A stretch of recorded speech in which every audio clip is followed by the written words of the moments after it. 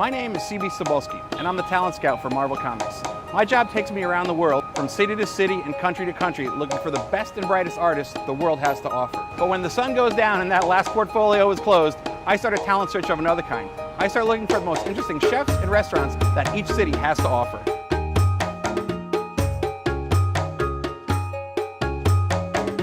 Sometimes you have to leave the hustle and bustle of the big cities behind and come to the smaller neighborhoods to enjoy a quiet meal.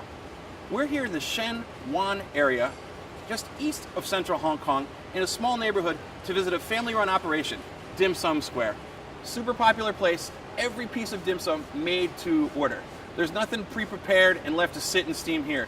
It's all about being fresh. So let's go in and check it out. First up, the crispy pork bun. Back home, normally when you think about pork buns, you think about the steamed version.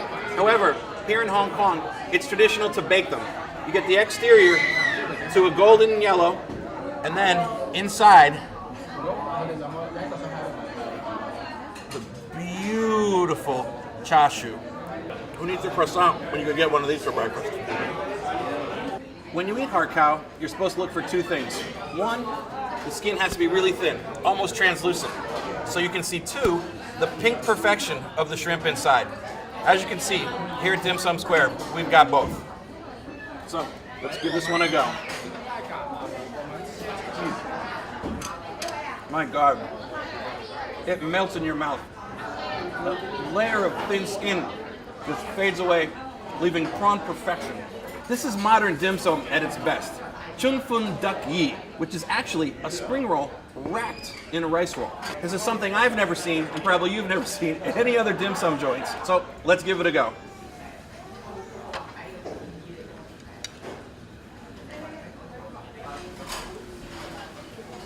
The chewiness of the rice roll around it, with the crispiness of the stuffed spring roll in the middle. Move over, peanut butter and chocolate. You want to talk about two great tastes that taste great together? You have to come and try this.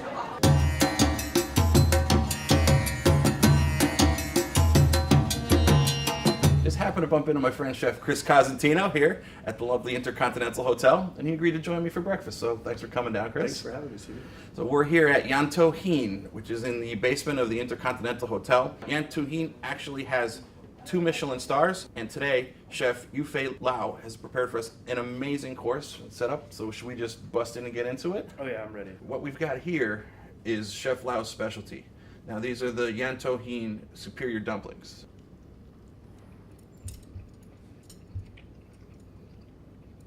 I think there was actually crab in the bottom as well, so he put it on top for the beauty, then filled the crab like a layer cake almost. Oh, it's delicious. All right, I'm gonna go for the bird's nest. Yeah. We can't wait anymore. Crunch of asparagus, the texture of the lobster, really play well together. It's almost sweeter than I expected. There's a little bit of sweetness in there. With the bird's nest. I don't even know if we need sauce for it. Holy cow. I've never had anything like that. No, me either.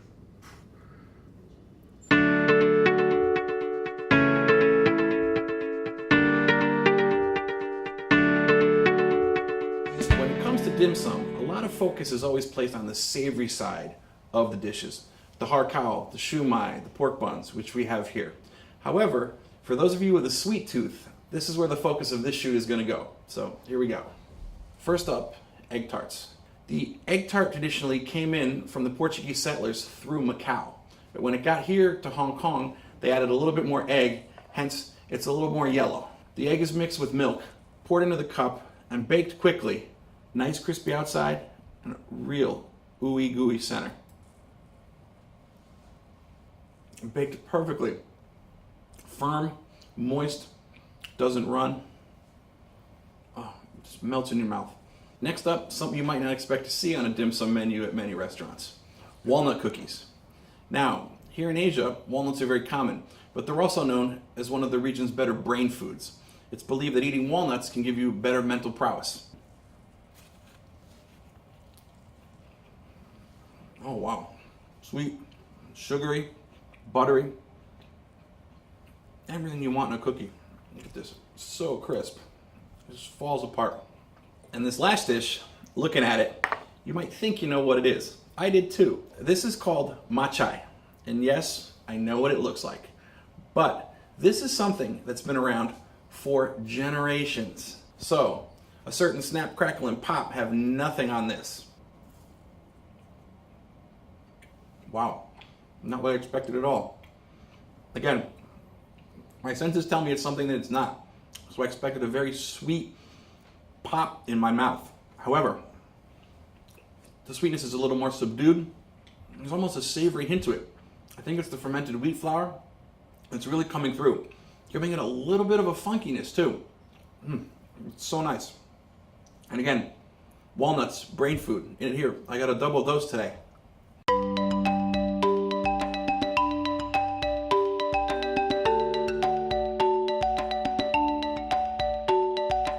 We're back in the Sham Shui Po area of Hong Kong to eat at one of the most renowned dim sum restaurants in the city. We're here at Tim Ho Wan. Now this may be familiar to some of you because it's the most affordable Michelin-starred restaurant in the world. The owner and chef here, Mr. Mac, used to work at the Four Seasons, where he gained 3 Michelin stars for his cooking. But after realizing that most of his friends and family hadn't been to the restaurant because it was too expensive, he decided to open Tim Ho Wan to offer affordable eats to the people that he knew and loved. To that end, no dish here at Tim Ho Wan is priced over $2.50. First up today, we have Mr. Mac's signature dish, the pineapple buns. Now, when I first heard the name, I thought, oh, okay, maybe they throw in a little pineapple for sweetness. But they're nothing of the sort. These are barbecued pork buns, and they're called pineapple buns affectionately by his fans because the exterior looks like a pineapple. Wow. Look at the beautiful pork inside. They say that you can't come to Tim Ho Wan and eat just one, and now I know why. Chicken feet, a dish that many people don't understand. It's not about the bones. There's wonderful meat surrounding the cartilage of the chicken feet. And as you can see, Mr. Mac has gone in and given all his chickens pedicures. He actually removes the nails to make it easier for customers to eat. The thing to remember when eating chicken feet is you don't go in and bite through. You're gonna kill your teeth. You have to suck the meat off the bone. One of Mr. Mac's other top sellers are his beef balls in tofu skin. Now, as you can see, there's some green in here. And while there is a little spring onion, Mr. Mac's secret ingredient, which you let me in on, is lemon leaf. Mr. Mac feels that beef is quite heavy, especially for breakfast. So he serves these with Worcestershire crust to help cut the fat. Beautiful texture. Salad going in, very toothsome, a nice chew. And I don't know, steaming the beef ball makes it very light. I don't even think you need the Worcestershire sauce, but to each his own. Moving over to the sweet side of the menu, here we have another one of Mr. Mac's specialties, his steamed egg cake. Look at the fluffiness. It's like a pillow. Because of the wonderful consistency of Mr. Mac's egg cake, it's actually hard to cut with chopsticks. So I've been told it's okay to just go in with my hands.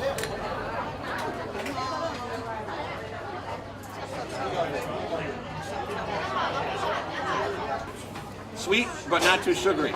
Like many Asian desserts, light, flaky, one of the best sponge cakes I've ever had in my life. Light and airy, steamed to perfection. Now I know why Mr. Mac's egg cake is renowned around Hong Kong.